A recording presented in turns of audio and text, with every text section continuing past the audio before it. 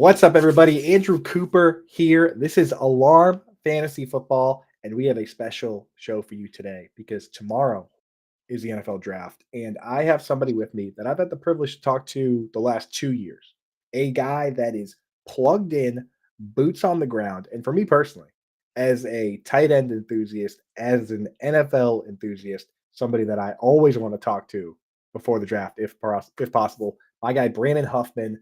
He's the national recruiting editor for 247. Huff, what's happening, man? How busy are you this time of year? Oh man, I mean, there's been camps, combines, showcases every weekend. It feels like since the beginning of the year. We got the draft coming up. We've got our 2026 rankings on 24/7 drop this morning. There is no dull moments at all until like July or August. Right. Yeah, and that's the thing with you is that we're all we're all obsessing over the draft, but you still have to keep your eyes on future classes, man, because you're deep in it. You do the Polynesian Bowl, you do all this stuff, and that's why I love talking to you because with a lot of the guests we have a lot of fantasy skewing guests. A lot of people that do the spreadsheet stuff. We talked about breakout score, you and I, before the show, but you actually talk to a lot of these guys. You Mhm. have the boots on the ground for real scouting. So it just gives us another flavor that we don't really get. And I don't want to take up too much time talking myself. So the first thing first, I want to talk to you, tight end. You played tight end yourself. You got a good handle on it stuff. Got to ask about Brock Bowers. He's the big name in this class. For you, is he as special as people are making him out to be? And if so, why? If not, why? Where do you land with Bowers? Yeah, I mean, 100%. You mentioned that boots on the ground. I was the only person in the recruiting industry that went and saw him play in person. And it was partly skewed by the fact that he didn't play his senior year. He enrolled early in Georgia. He was part of that COVID impacted 2021 class. So when he really had his breakout year, it was over the course of his junior season.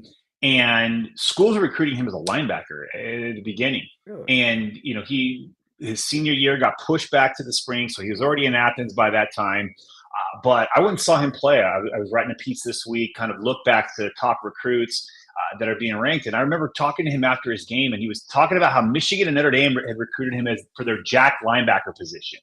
And I thought that was fascinating because, in retrospect, it's clearly that he's not a linebacker. He played linebacker.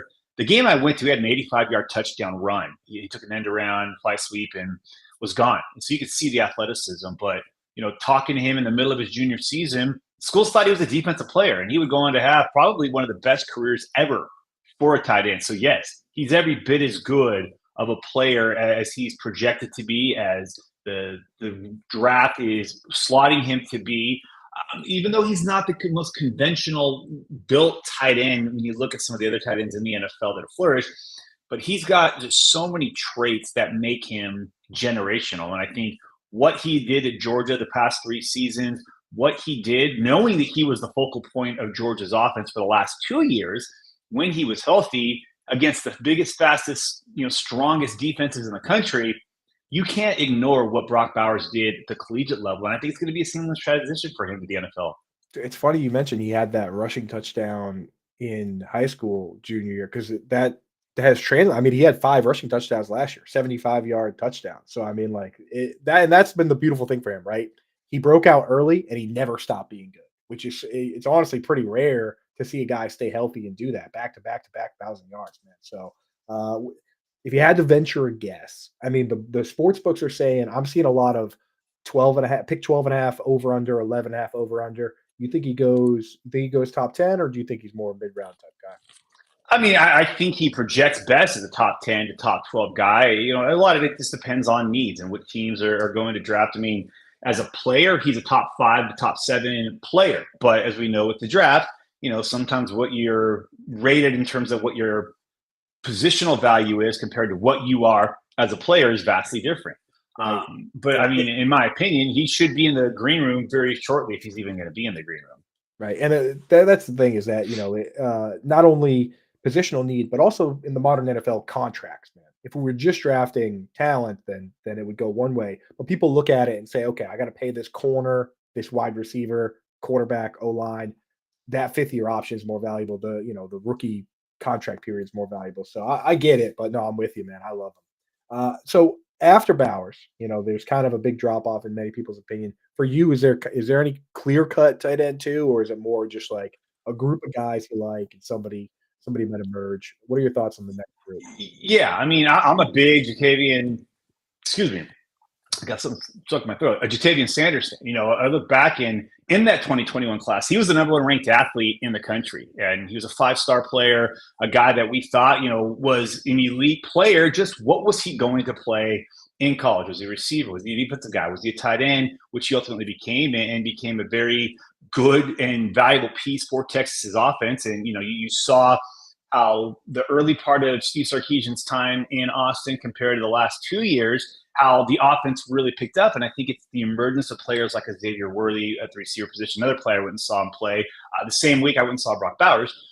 And then you have, Sanders, who has grown into be what that athlete label kind of says. Like there's no athlete on the field. There's no athlete position on the field, but you get a guy who can play a multitude of positions. And I think he is the clear number 2 guy. And, that kind of just goes back to his high school days where he was an elite football player. It's just a matter of what spot he was going to be elite at. Right. And I love when I watch him, one thing I love is that he's all like, with a lot of these tight ends, the nature of the position, they get the ball in their hand and they're just like looking around, who's going to tackle me? Where's this going to end? Sanders is not like, he's looking to make plays. Like when he gets the ball in his hand, he's like Antonio Brown. He'll run backwards, he'll move around. So he's interested in that. Which kind of and what's interesting about him too is that he's a young guy. He's one of those younger players in an era where being on the West Coast and being from Southern California, it's not uncommon to have guys play their senior years at 19 years old.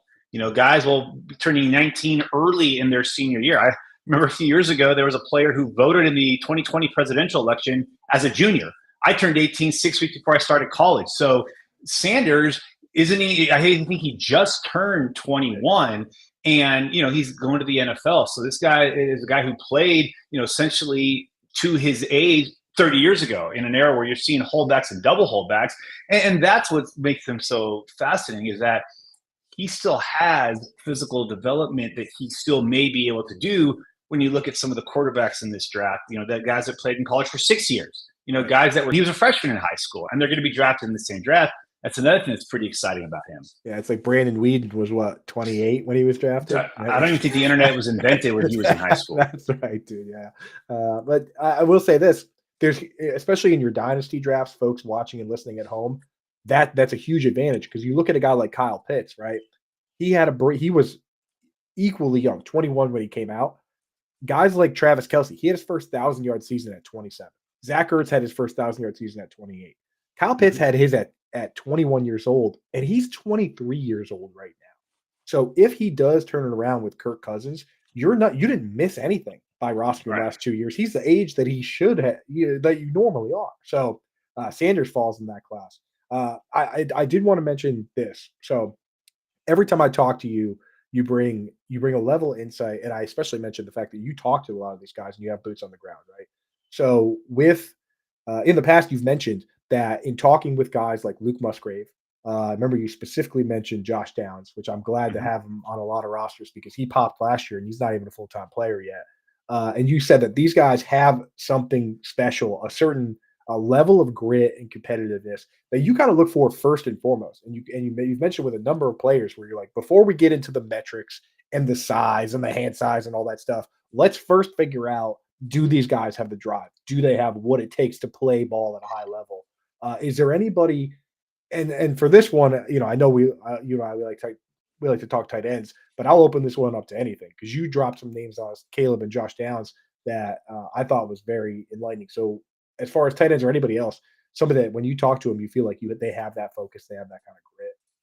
Timeout sidebar. I told you too that Josh Downs' brother is a pretty good little football player, and Caleb, he's decent. He's got a chance to be good. I think SEC Freshman of the Year. A guy that I think is going to end up being a pretty good pro in a couple of years. But in terms of just finding some guys that maybe aren't getting a lot of buzz right now, or they were overshadowed by teammates, a guy that I'm a big fan of, and I go back to the high school days. and that's Jalen McMillan out of the University of Washington. He had Everybody at kind of home, get your notebook out right now. These are the yeah. dogs. This is the dog list. Jalen I McMillan, mean, number one. Jalen McMillan, he's from Fresno. He's got a natural chip on his shoulder. If you know anything about the West Coast, Fresno has always got a chip on their shoulder because they're Central California. They're not the Bay Area. They're not LA. They're not San Diego. So they naturally come up with a little bit more. And what's crazy is Jalen McMillan and Xavier Worthy were on the same 7-on-7 team in high school. And two names that you'll probably hear next year, Jeremiah Hunter, who's now at Washington, was at Cal, and Torrey Horton, who's now at Colorado State. They were all four of those guys on the same 7-on team. But Jalen McMillan was a year older than Xavier Worthy. Fantastic receiver, just missed being a 5-star. And then he gets to Washington, and you have the Jimmy Lakes disaster. You have a little bit of injuries, but he really broke out his 2022 season with Penix. And him and Rome Odunze were a hell of a 1-2 punch. Then he had some injury issues this year. But if you saw the Sugar Bowl, one of the biggest, and really going back to the Pac-12 championship game, Oregon knew Rome Odunze. They knew what he could do. He had done it to them for the previous couple of years, but Jalen McMillan coming back healthy for that game really threw a wrench into Oregon's defense. And so he's not getting the attention that Rome Odunze is, and understandably so. Even Jalen Polk's getting more buzz right now if you look at the Washington receivers. But Jalen McMillan is a guy that I think is going to be a really good number 2 receiver in the NFL, and a guy that I think could end up having a pretty prosperous career. A dog. I mean, there's a reason Fresno State calls themselves the Bulldogs. They just kind of have that Bulldog mentality. And while he didn't go to Fresno State, he is from the 559. So that's kind of my one guy that if you're, looking for a position, a receiver where it's hard to, you hear all the sexy names all year long, he'd be a name to know and kind of tuck away. Well, that's great because I actually struggled with ranking Jalen Polk with Polk and McMillan in my rankings into which one to put first or second. So you think we should go McMillan here? I say go McMillan. I do love Polk. I got to stick with my West Coast roots, and I got to stick with the Golden State. Nothing against the Lone Star State, except that you guys are really good at producing quarterbacks, like the best one in the NFL. But I'm gonna go with Jalen McMillan on this one. Awesome. I got a little so that what you had just said about these guys all playing together, growing up. I got a little side question for you. Because I've been thinking about this with and you're plugged in with the recruiting and the pipeline and everything. With the 30 NFL team visits, there's a little wrinkle where if a player went to a local school or grew up locally, you can bring them in as an NFL team and talk to them and not have that count against your 30 visits, which as a Patriots fan, I've been thinking about because Massachusetts, not a notorious hotbed of NFL talent. We've got Matt Ryan with the school up here, Anthony Sherman. Not a whole lot. But so how big of an advantage do you think that is that even really an advantage? Or do they give these teams enough resources that you can bring guys in and figure that out?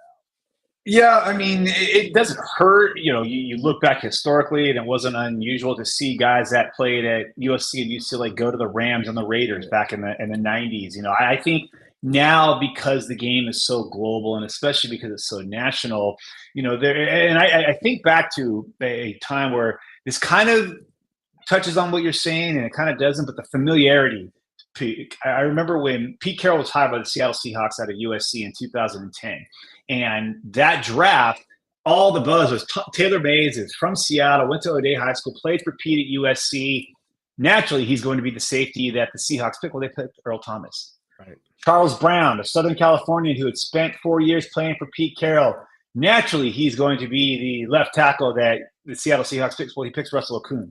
So which were the right picks too. With the right picks and clear anchors on Super Bowl winning teams and teams that got to the Super Bowl. And so I think, and I'm seeing this a lot, living in the Seattle area right now, with the Seahawks having a need at quarterback, with, Geno Smith, probably not the long-term answer, with, Drew Lock's time there not being remarkable, and now they've got Sam Howell. There's a lot of buzz. Hey, are the Seahawks in position to take Michael Penix?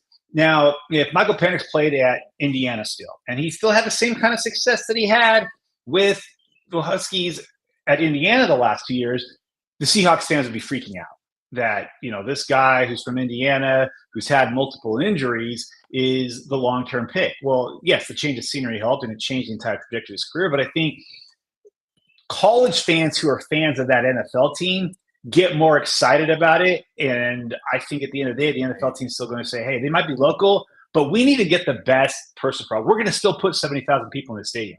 We're still going to sell these jerseys. This isn't like, the NBA or baseball where one player transfixes Moves the everything, needle. and Yeah. it does, and gets the fans to buy in. This isn't like that. This is one of those like, hey, it's one of the 7 or 8 picks you're going to have in the draft. You're probably going to be a free agent type team anyway, and you may have to wait 3 or 4 years. So I don't think it's not that a net positive. I think it's just a cool anecdote in a lot of cases. Right. Yeah. Yeah. And again, it maybe matters more for like the undrafted tier of guys where it's like, hey, you can bring them in and check them out and, and get that information on them and, get an extra look at those guys. But at the top, yeah, you got to make the best pick. And as you kind of say, very rare do you get a Joey Porter Jr. situation where he just so happens everything lines up perfect and he goes to the Steelers. But in most cases, it doesn't work out that way. Well, speaking of the Steelers and ones that didn't work, I mean, for fantasy purposes, hasn't worked out so far. I got to give you credit. I give you tons of credit all the time on stuff, but this one I got to give you credit for because you specifically came on our show and you talked about Darnell Washington, and you told us because I was worried that he might not be a pass catcher a little bit, but you told us that there were conversations that were had that you were part of and that you knew people part of, that said that he could potentially even that people wanted him to switch to offensive tackle. And that at the NFL level, even if he's classified as a tight end, he could play a lot of offensive tackle or even be the next George Fant, who's drafted as a tight end and becomes an offensive tackle. And sure enough, then this is before the draft. Sure enough, he gets drafted, and Mike Tomlin basically says, this guy's a 6 offensive lineman. So you saved a lot of us on that one. Is there anybody from this tight end class where you look at it, and especially with the new kickoff rules, where teams are going to be looking for guys that, it could push up some of these guys that might not be pass catchers because they can help on special teams and kickoffs. Are there any of these tight ends where, and I don't want you to put anybody down, but they might not really pan out as pass catchers for us fantasy football folks? Is there anybody that fits that bill? Yeah, I would say like there's 2 that come to mind. Jarrett Wiley out of TCU. Interestingly enough, was a quarterback when he was in high school. Went to Texas to play tight end before he transferred to TCU. But a guy that I think is really well served as that blocking tight end. And then, excuse me, same choking thing that I had a minute ago. Eric Gall out of Iowa. Big physical tight end. Just another guy that I think when we think Iowa, we all want them to be. Goodness gracious, I'm blanking. George Kittle, Hawkinson, Kittle. I mean, but Porta, right? Exactly. But in a lot of cases, sometimes those guys are plus blockers, and I think as an old school tight end myself, as a tight end who played in the Veer offense, I value those tight ends that can block. Now, granted, I look at a guy like Brock Bowers, and he's generational because of what he does with the ball in his hands and what he does running routes, but Brock was a physical player in high school. He just was utilized in Georgia as a big time receiver. Where I think that in the case of you become, and I look at guys like a guy that we covered a few years ago. He has our number 1 tight end in the country, Colby Parkinson. Went on to Stanford, and you look at when you go look at those great Stanford teams under Jim Harbaugh and David Shaw. He had 4 tight ends on the field at any given time. He'd have Zach Ertz and Levine Toilolo, and Ertz would be his main receiver, but he was a great blocker. Levine Toilolo ends up being drafted despite being not much of a pass catcher during that time. And then Ryan Hewitt came in as a tight end, was basically playing fullback. You also had Kobe Fleener. So blocking gets you on the field. And that's one of those positions where if you can do everything or one of the 2 things really, really well, you're going to get on the field. You may not get a lot of targets, but you're going to be on the field. That's the way we're seeing somebody double tight end. And then Colby Parkinson signs a second contract and he goes back home and to play for the LA Rams. And so I think, Wiley and All are probably the 2 guys that, probably fit that bill the best, that maybe, they're definitely plus receivers, but where I think they really can flourish is their ability to be inline blockers. Right. And us in fantasy land, we have to take a step back and remember Mercedes Lewis is rich. Michael Pruitt is rich. These guys are multimillionaires. They don't care, man. Tyler Croft, these guys will block. And there's a lot of guys that we loved in fantasy land that, aren't in the league right now. So 19 years, I think, for Mercedes Lewis he had his great receiving years with the Jags a decade ago and carved out a great second career because the guy does not hesitate to block. Yeah. It's like being a left-handed pinch hitter. You can carve yourself out. You get a couple hits a year, you get 7 to 10 hits a year. You're going to play in the major leagues for a long time. Those guys, honestly, they do last. They have more longevity in that side. So, Mhm. got to give it to them. I want to ask you real quick one specific guy because you mentioned Brock Bowers, and it is unique and difficult to be that guy that becomes Mark Andrews or Evan Ingram because you do need to be a better pass. If you're just going to catch passes, you got to catch passes as good as the wide receiver, right? Mhm. And the bonus that you can block better than them is what keeps you out there. But I want to since we love Brock Bowers, I want to ask you your thoughts on Jaheim Bell. Similar size, the athleticism not quite as like he obviously doesn't have like the vertical and stuff that Brock Bowers, but what do you? My concern is that he might end up being like a Cameron Braid or a Anthony Ferguson, like a part time guy. But is Mhm. there what are your thoughts? Do you think he could end up being a full time guy?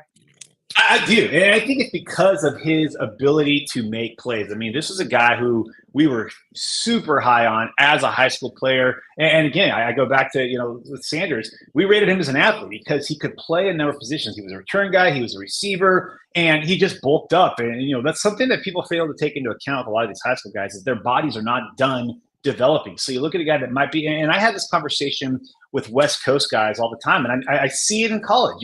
G. Scott, who's likely going to be a tight end at Ohio State, the starting tight end this year, was a receiver in high school, but he was 220 in high school. Well, you're going to naturally get bigger when you get to Right. college, but you're going to, as a receiver, you're struggling to keep the weight off so you could keep your speed instead of embracing, I'm just going to put that weight on, and now I can be a plus receiver, but I've got the bulk. And so, you look at a guy like Bell that can do that because he does have that ability to make plays once he's got the ball in his hands. He's a smooth player. He's Yeah. very athletic. He's very agile. He can handle contact. He doesn't go down on arm tackles. And he's a great receiver. He's a great pass catcher. And I think that that's something that gets you on the field in a pass-friendly game. 20 years ago, a guy like Bell probably doesn't make a roster. He Right. probably, gets into camp. But now in 2024, he's a guy that is becoming a potential day 2 pick because of that ability to make plays with the balls in his hand. Yeah, and I mean, you look around the league at like the tight end screens with like Evan Ingram, Trey McBride, David Njoku, right? I mean, as a Patriots fan, I'm like Alex Van Pelt's in town. He called 20 tight end screens last year. I don't know, Patriots called 0 last year, so I don't know. A spot where you get a guy like that who's just creates a mismatch, especially in the modern NFL. Could be exciting. All right, let me. I want to keep you. I will keep you all day if I could, but I don't want to. I know you got things to do, man. Let me just ask real quick before we wrap this. Any other tight ends? We talked Brock Bowers. We talked Tavian Sanders. We talked Gene Bell. You mentioned a couple guys that could go the blocking route. Broke my heart with Eric All, but I trust you, man. You've never steered me wrong yet. Anybody else you want to mention that for fantasy gamers to keep an eye on if they go like round 2 or 3 that we can get real excited about? I don't know that he goes in the second or third round. He might be a guy that goes, early part of Saturday, but I'm a big Jack Westover fan. And that's partly Ooh. because I watched him play in high school. And, when you look at some of those key moments this season where Washington needed 3 yards, they needed 4 yards to keep a drive alive. And, as great of a season as Washington had, I think their last 9 games were all decided by 10 points or less before they got to the national championship game, which meant that they needed clutch plays to be made. And Jack Westover became a big time security blanket for Michael Penix. He was a walk on. This is a guy that at Washington, you look back at their tight end room, just a few years ago when he got there, you had Kate Otten, you had Hunter Bryant. You ultimately had Devin Culp, who's been there for a long time, who had a great combine himself, despite being more of a second and third option at tight end and receiver. But I think Jack Westover is a guy that's going to, get into a training camp and get on a 53-man roster because he will do the little things as well, but he becomes a quarterback's best friend. And again, he's not going to wow you. He's not a household name outside of the Pacific Northwest. Again, he was a walk-on Right. who basically willed himself into being an NFL guy. Reminds me a little bit of Greg Dulcich, who was a walk-on at UCLA. I think ultimately ended up a third-round pick, might have been a fourth-round pick of the Broncos, but would do those little things. And then when given the opportunity to be a receiver for Dorian Thompson-Robinson, flash big plays. Now, Westover is not the guy that's going to get you 80-yard touchdowns and outrun DBs like Dulcich, but he got himself on the field and became a huge part of the most potent offense in college football because he'd do the little things, but then he would do those big things and make those catches in traffic and keep drives alive. And I think that this is a guy that's going to, carve out a nice career because he's already bet on himself and he's won big. Yeah, I mean, that's the thing. I love looking at first downs and first downs per route run because in real life football land, there's two things that matter: touchdowns and first downs. And I guess Yep. if all else fails, converting that field goal, but it's really those two things that's what matters. And I will say for as far as target competition, three wide receivers are expect to be drafted. You mentioned Devin Culp ran a 2.47. So if you're mixing matching tight ends, you're never going to have Culp with his hand in the dirt. So I mean, you can kind of explain away the stats that way. So, all right, Mhm. Jack Westover, we'll take a look. All right, dude, I love having you on, man. It's the best. There's two people every year that I have to talk to tight ends, Brandon Huffman and the other one's Jake Butt, who we talked to. You gotta get those guys in. So I really appreciate you. Why don't you tell everybody what you have going on? And I have to mention I've been thinking a lot about you because I this year had my first child, a baby girl. She's 8 months old now, man, and just I always think about you and your situation, the great things that you're doing, and I donate every year. So let everybody know what you got going on and where everybody can follow you. Yeah, work wise, like I said, if you're into college football recruiting, we just updated our class of 2026, which means those guys will be draft eligible in 2029. So it's only 5 years away. So, get to know those names. If you're in those Devy leagues, you can start to get some of these names that are 2 years away from starting college ball.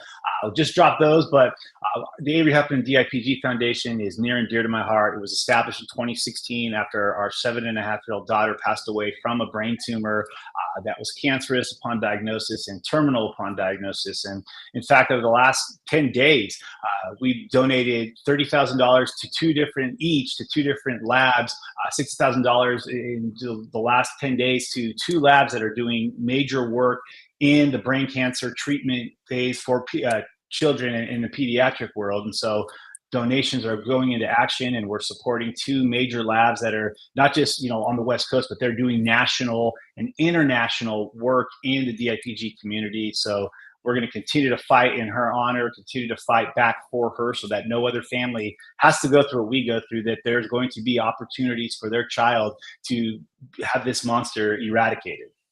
Yeah, I mean it's amazing what you guys are doing. I'll tell you when and folks out there at home, you should do this too. When you get in arguments on Twitter or Reddit or whatever, I always go, "Hey, you know how we settle this? $25 to the charity of your choice." And I love when I'm right, it goes right to the Avery Strong. So uh, Keep arguing that. Keep doing that. I do win or lose. You know what I mean? If I lose, I donate to whatever they got. But hey, you know what? I'm Love doing it. well at the time too. So hey, Huff, you're the man. Thank you so much. Shout out to Joel Cox, who put us together and does a great job over there. So cheers, my man. And I hope that all your touts and all your guys that you've been following for 6-7 years, the rest of us just catching up with. I hope they all go to great landing spots and make a lot of money.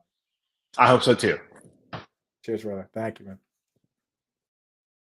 All right, everybody, dude. There was the legendary Brandon Huffman in here talking ball, talking about players that he's talked to, followed for a long time here, dude. What a star.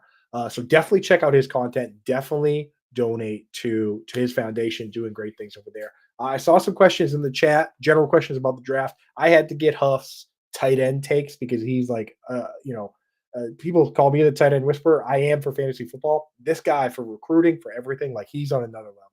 He straight up talks to these guys. Like he saved us from Darnell Washington. So had to get him in here. He's the best. I'm gonna go through, check out your chat. What we're gonna do here in the second half, I just want to go through because tomorrow is such a big day. I want to go through the draft and let you know where the hot spots are for fantasy football. And I'm going to talk about my mock and what I think is going to happen, even though that's secondary. You know what I mean? Like my predictions on mock drafts are ridiculously difficult in general.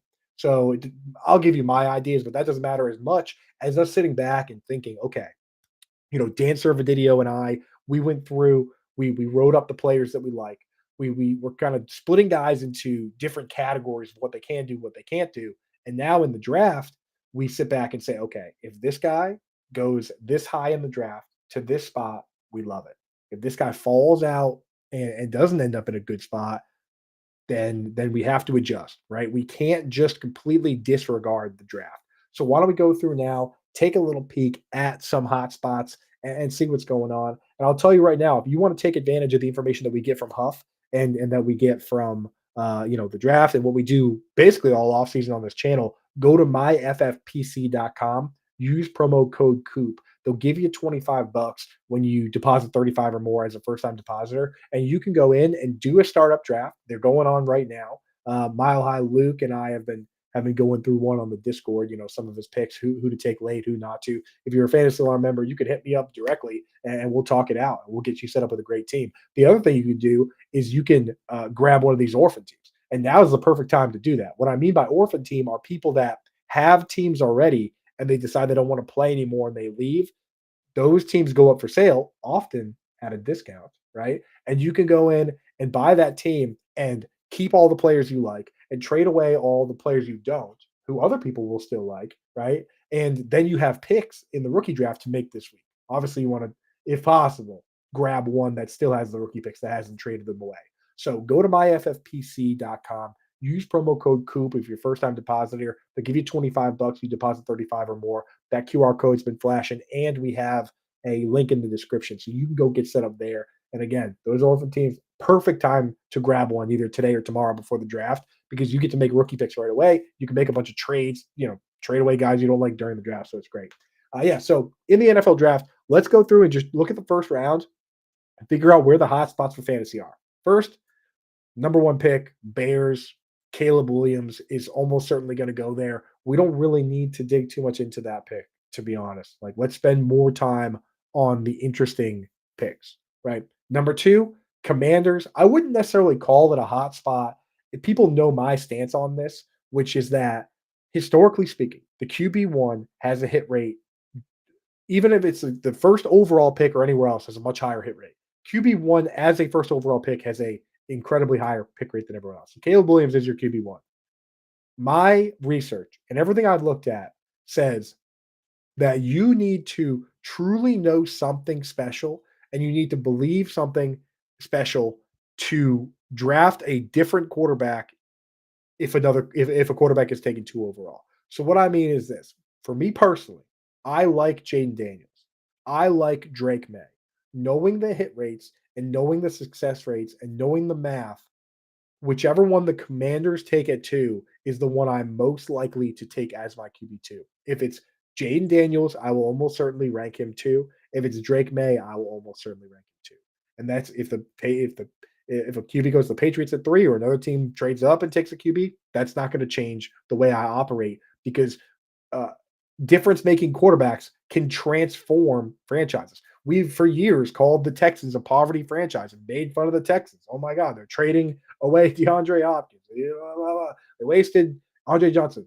Doesn't matter. The CJ Stroud showed up as an elite player, and now everything has changed, right? And that's happened many times.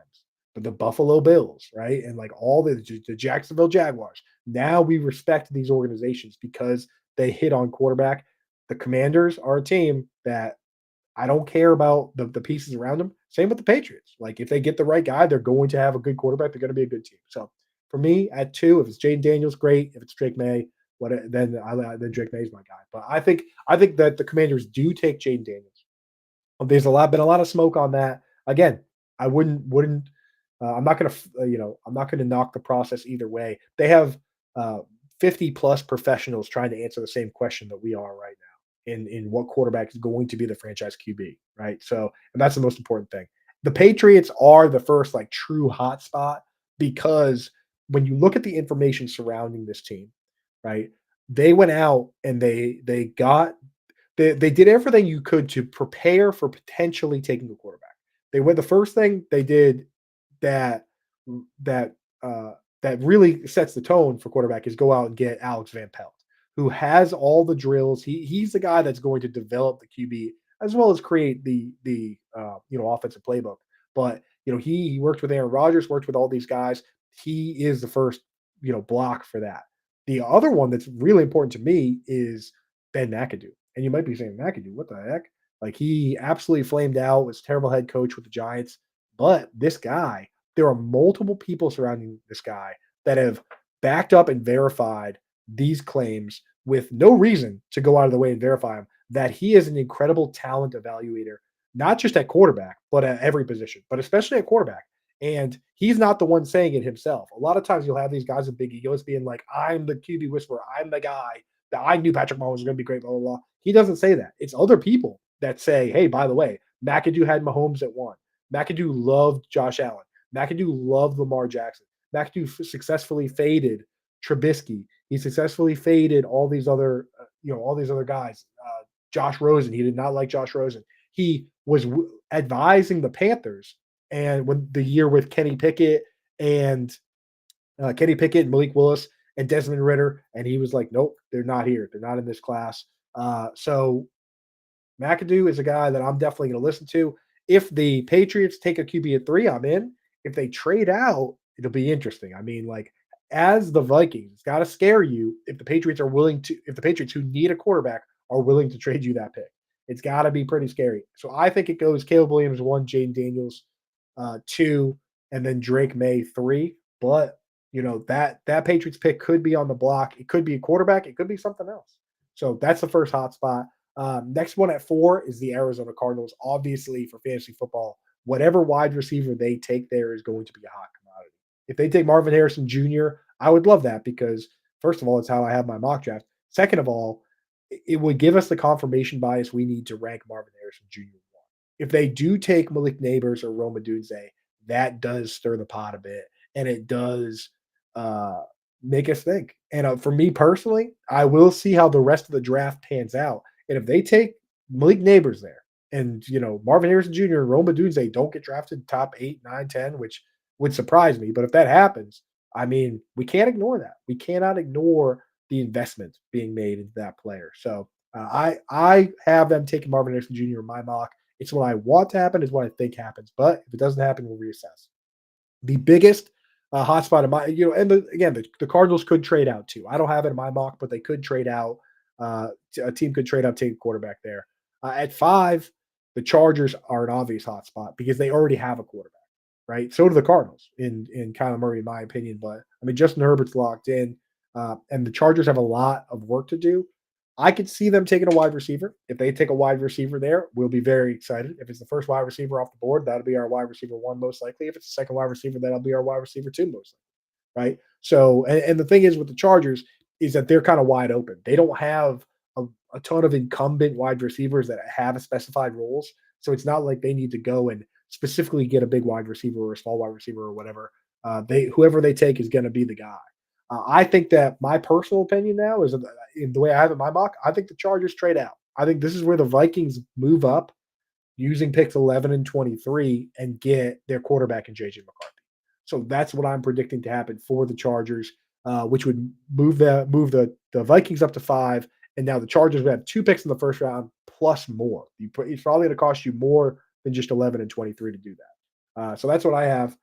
6, the Giants are absolutely a hot spot for fantasy football because not only do they have kind of questions and middle of the pack wide receivers right now, but Darren Waller obviously has a lot going on right now, but also could potentially be retiring.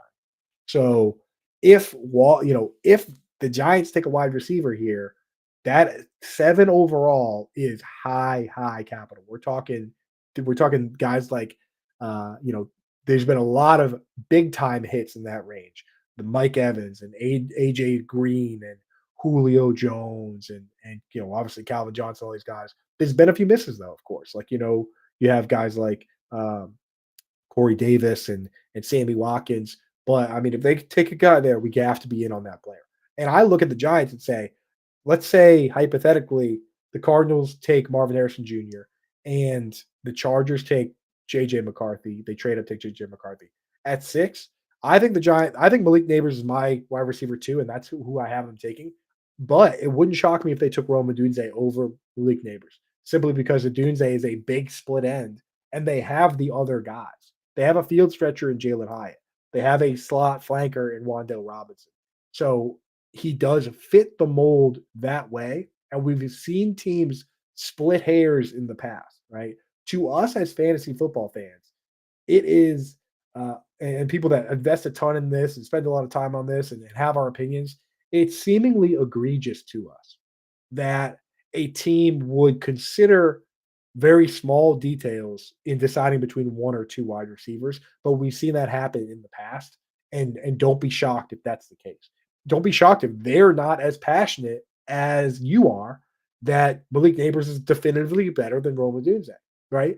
We've seen the Dolphins came out and told us that they were debating between two Alabama wide receivers, Jalen Waddle and Devonta Smith. And when you listen to what the coaches and the GM said at the time, the big difference was that Jalen Waddle could play special teams. I'm not kidding. They said that Jalen Waddle offered the versatility and the floor that comes with being a guy that returns kicks, returns punts. And that was one of the key difference makers in picking Devonta Smith or Jalen Waddle. Now, both players hit, so it doesn't sound silly, but you have to keep in mind that these teams might be splitting hairs. So it's not that crazy for a Dunze to go above Neighbors, and that doesn't mean that a Dunze is going to be the better fantasy asset than Neighbors.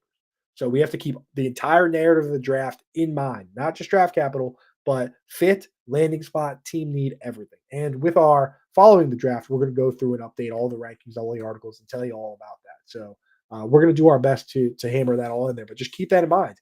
Like that's not them saying this guy is better definitively than that other guy. It's potentially them saying, "Hey, Roma Dunze fits what we need better." Right. So I think at 6, Giants could trade up, they could trade out, but I think it's wide receiver there. The Titans are probably the first true cold spot, quote unquote, in my opinion, because a lot of these are interesting in the beginning, and then I think the Titans are pretty set on taking an offensive line.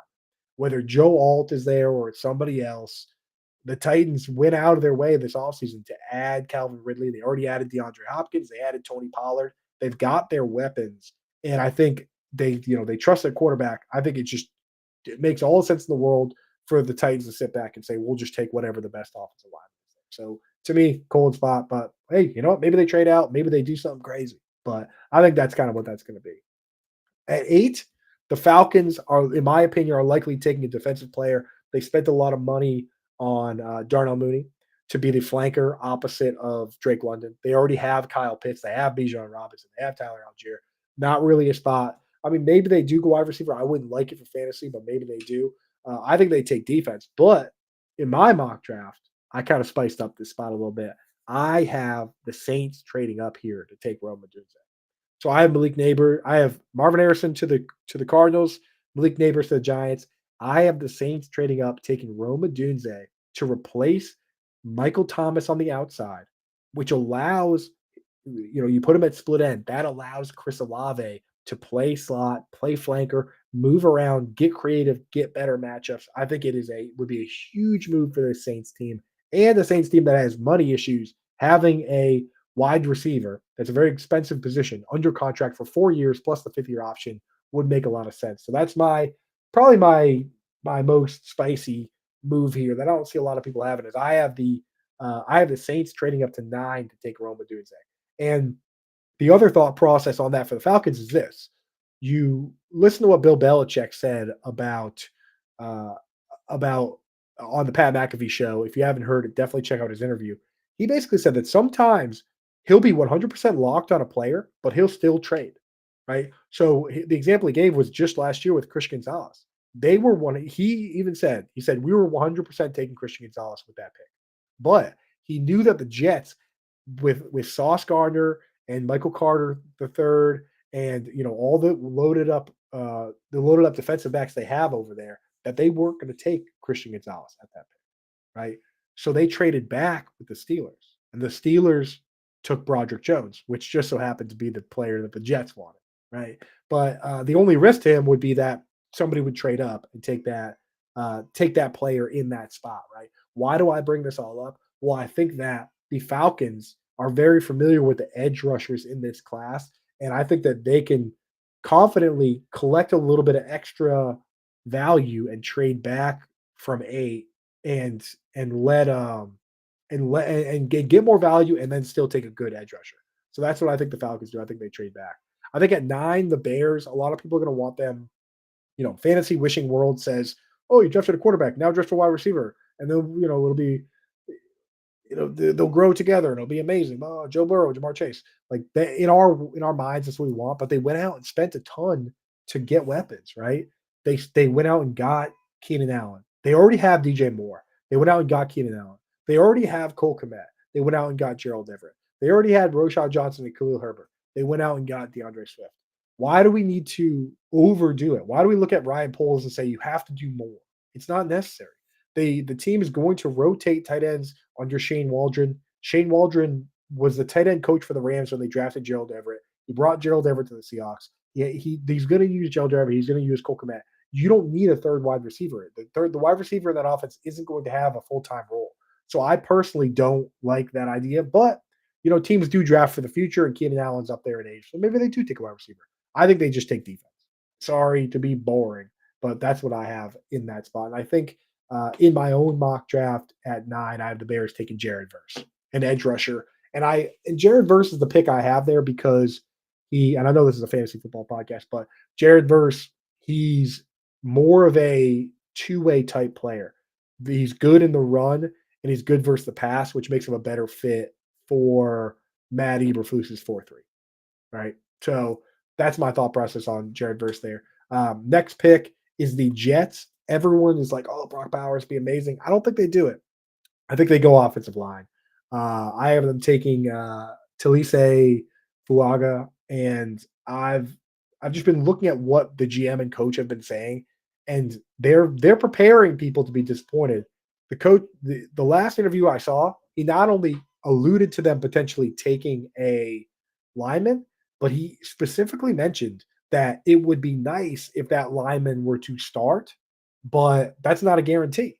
That sometimes you take depth and the player takes time to develop. And in this case, with Tyron Smith with his being injury prone, and then bringing in a couple guys like Morgan Moses, like a couple linemen from the Ravens, I think that there's a real possibility that they're drafting a swing tackle who probably is going to play a ton with the injuries and the uncertainty, but that could be the case there. And part of the reason that I have it that way is I think as part of my trade up earlier, the Vikings pick at 11. I think the Vikings trade up, and I could see the Chargers at 11 taking Brock Bowers. That would be the ultimate landing spot. There's a little bit of fantasy wishing there. I've talked to death on the show that I think that's the best possible landing spot for him to be the Mark Andrews in Greg Roman's offense for that team. So that's what I would like to see. That's what my mock draft is what I think is going to happen. So that's what I have. 12, another absolute hot spot here is the Broncos, right? Because of the rumors regarding Bo Nix. And I will say this, Sean Payton knows what he wants to do. He wants to run a dink and dunk, highly conservative, protective, high accuracy, low A dot offense that he ran for years and years with Drew Brees. And that's why he's bringing in his players and he's trading away players like Jerry Jeudy and he's cutting Russell Wilson and he's bringing guys he trusts and he brings in Joe Lombardi, who is the most dink and dunk dude in the world. And the Broncos last year led all teams in passes to the running back. So he's looking around and saying, who can do this job? Who is accurate in short area passing? Zach Wilson and Bo Nix. And I think that the Broncos could take Bo Nix at 12. They could trade back and take somebody else. A lot of people are like, oh, yeah, just trade back.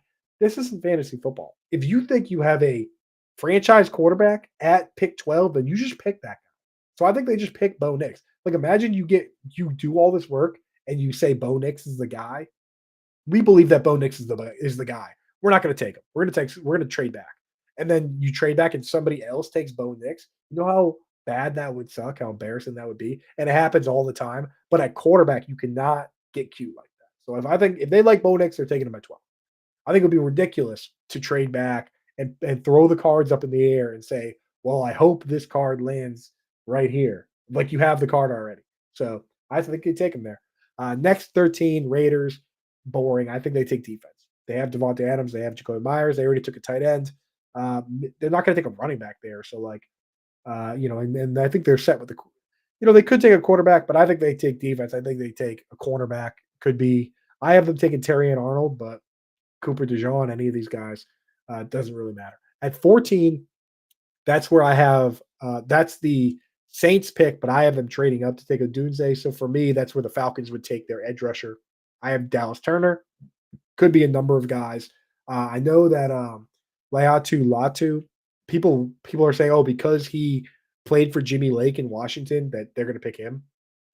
That one confuses me a little bit because anyone that was following that, uh, Latu had a crazy injury, and Jimmy Lake's staff didn't clear him to play. They basically told him he should medically retire, and he had to transfer and played for another team. Now, if Jimmy Lake believed this guy should stop playing football, that he had medical issues that would preclude him from having a career playing football, and that it was dangerous for him to play, why would Jimmy Lake and the Falcons draft him in the first round of the draft? That would be one of the biggest levels of admitting you were wrong that I think I've ever seen in a sport where ego is everything. So I don't really see them doing that, but hey, maybe he will come around and say, hey, you know what, my coaching staff was wrong, and we should have kept you in Washington. And I apologize to all the Washington fans because we were wrong. Like, I don't. That would take a lot. Maybe he is a big man and will do that, but I don't think so. So that's the Falcons. I'll go through a few more just real quick, getting to a couple hot spots. I think the Colts, if Brock Bowers is still there, would be great, but I think they probably take a cornerback at 15. The Seahawks at 16 for fantasy football. I mean, they have DK Metcalf, Tyler Lockett, uh, Jackson Smith and Jigba. They have Noah Fant. They have two running backs that are good. There's not a fantasy relevant pick there. I think they go with offensive line or defense. I think I have Troy Fadnu. I'm still a couple of them. I'm still trying to figure out the spelling, the pronunciation, but that's why I have them taken. Jaguars. I think they go cornerback. I think they can. This is where I have them taking Cooper DeJean, but it could be Terry and Arnold. It could be Quinion Mitchell. Any of those guys. Bengals. To me, people want them to take a wide receiver. They want them to get Brock Bowers. They want them to do all this stuff. I think they probably take a defensive lineman. Right? They lost DJ Reader. Interior defensive pass rush has become increasingly valuable in the NFL. So I think I have them taking Jerzon Newton, but Byron Murphy is another, whichever one. If you're a Bengals fan, they take either one of those guys. You can just go, good. That's what we needed. That's a good player, right? It's not flashy, but it's exactly what you need. And you look around the NFL, like Javon Hargrave and Christian Wilkins and Christian Barmore and what Aaron Donald did. Like, interior pass rush is a lot more valuable. So don't be disappointed by an interior defender. Jalen Carter went at 9 last year. He's an interior defender. Uh, the Rams lost Aaron Donald. They could take an interior defender at 19. That's where I have Latu going. I think that you have the benefit, and we talked about this with Brandon Huffman at the top of the show, that when you're you locally can have guys come in, 30 different players can come in, and any local guys don't count against those 30 guys. Latu both grew up in California, and then after he transferred out of Washington, transferred to UCLA. And so he is an obvious guy for them to bring in, and it's already been reported that they have medically cleared him. So the Rams went out of their way to say, hey, by the way, we have this guy medically cleared. So they could take Latu there. I think that's my pick for them. The Steelers, I think they go offensive line. A lot of people are saying they take Graham Barton there, but the way my mock draft has fallen, J.C. Latham would be there, and they like Amarius Mims, they like Graham Barton, so I wouldn't be surprised if those are the picks. But J.C. Latham is he's a higher, my mind, a higher caliber player, and I think that's who the Steelers end up with. Next pick 21, the Dolphins. They could use defense or O line. I have them trading back, and not necessarily trading back because they want to trade back, but because there are two teams that are highly likely candidates to trade up. Those two teams are the Cardinals and the Commanders. The Cardinals and the Commanders essentially have, for lack of a better way of saying it, more picks than they know what to do. You really can't, like, with the capital these two teams have, you can't even make all those picks, right? Like, the Cardinals have 6 picks in the top 100 and they pick at 104. So they're a big time candidate, in my opinion, to move up. So I have the Cardinals moving up and taking the best edge rusher for Jonathan Gannon here. That's Chop Robinson, in my opinion. So that's where Chop goes. Eagles at 22. That's another one. So the over under for trades is 6.5. For the first round, I think I have the sports books. I think I have 6 or 7. So I'm right there. I have the Packers trading up here and taking the other defensive interior player, Byron Murphy. But again, if the Bengals take Byron Murphy, then Jerzon Newton is the guy. So I think that's what the Packers have. The Packers are loaded on offense. The Packers, if anything, need to trade a wide receiver away or a tight end away, not draft wide receiver and tight end. They have a quarterback. They just paid Josh Jacobs. They're not going to do anything fantasy relevant in the first round or anywhere here unless it's trading someone away. So I think they take Byron Murphy. At 23, this is where the Vikings would be picking. I have them trading back. Again, since I have the Chargers trading up. Sorry, I have the Vikings trading up with the Chargers. I have the Chargers taking this pick. And people, again, if that happens, Chargers fans at this spot are going to want them to take a wide receiver, but I have them taking the best possible offensive lineman, which in this case is Amarius Mims. At 24, this pick would be great for fantasy football. It's a hot spot for sure. The Cowboys, if they get Brian Thomas Jr., who is my wide receiver four, a lot of people's wide receiver four, that would be perfect for what they want to do because CeeDee Lamb plays a lot of slot and he plays a lot of flanker. So you take Brian Thomas Jr., you make him the split end, like a T. Higgins or a Mike Evans, then you have CeeDee Lamb can do the Chris Godwin, Jamar Chase thing and line up everywhere and run all over the place. So that would be amazing for the Cowboys if it can happen. They might need to trade up if they want Brian Thomas, but in my mock, the way I had it set up, it fell perfectly to them.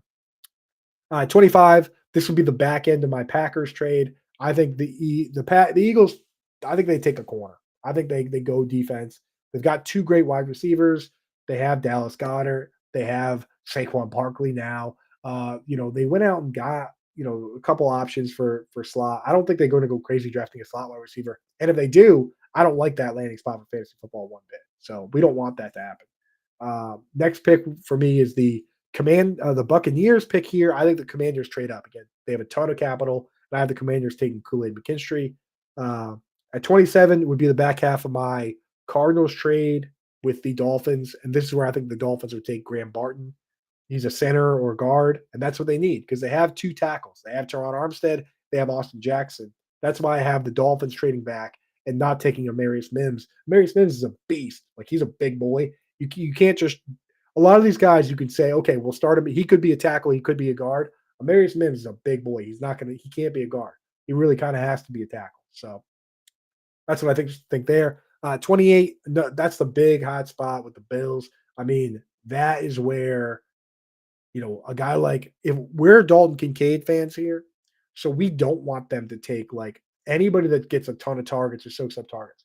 The Bills, if they could take a Xavier Worthy or a Troy Franklin, who is kind of a field stretcher, and again, these guys can do it all, and I think it's a good landing spot for fantasy, but they might not command 150 targets like some of these guys. A nice guy that can get like 120 targets or 100 targets, then Dalton Kincaid can still live. So Troy Franklin or Xavier Worthy there would be nice. Adonai Mitchell, there's a bunch of guys that could potentially go there. And they have slot guys. They have Dalton Kincaid in the slot. They have Curtis Samuel.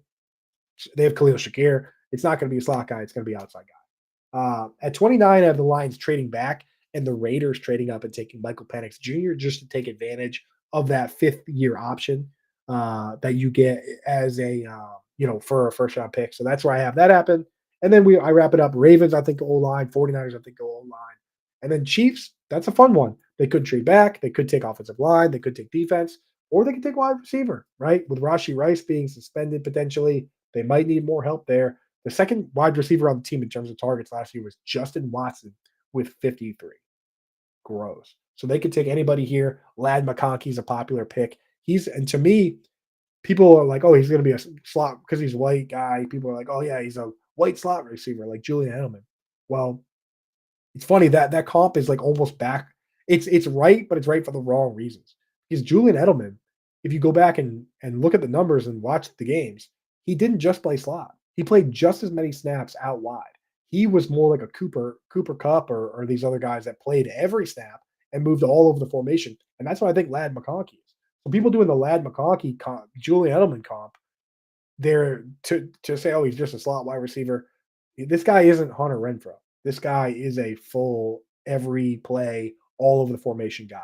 So that's it. That's what I think for the first round. Again, now is the time. If you want to do a rookie draft, right, then you need a dynasty team. And you can go get one today over at myffpc.com. If you deposit 35 bucks or more and use promo code Coop, they'll give you 25 bucks. So you deposit 35 bucks, they give you 25. Now you have 70 bucks to go and buy a orphan dynasty team, a team that somebody abandoned, right? You go through, look at the roster, make sure they have some picks, right? And you look at who the players are you love, you put them aside. So we're going to keep these guys. You look at the players that you could be indifferent on. You leave them right in the middle. You look at the players that you don't like, and you immediately put them on the trade block, and you start sending out trades because other people like them. We don't like them, but other people do. It's great to have carte blanche and a reason, an excuse to trade guys away. It's fun to trade in fantasy. So you go over there, buy that team, and then guess what?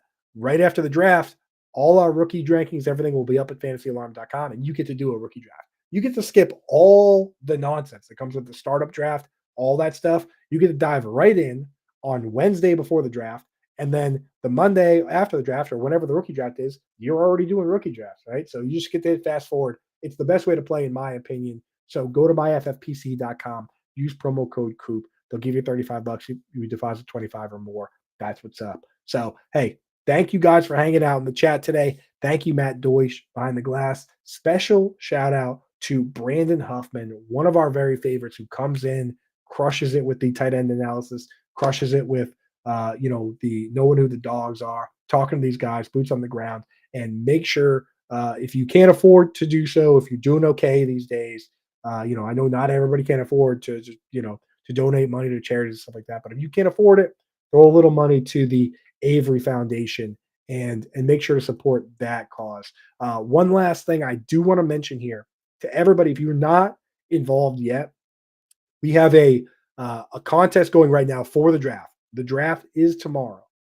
So our contest over at Reddit.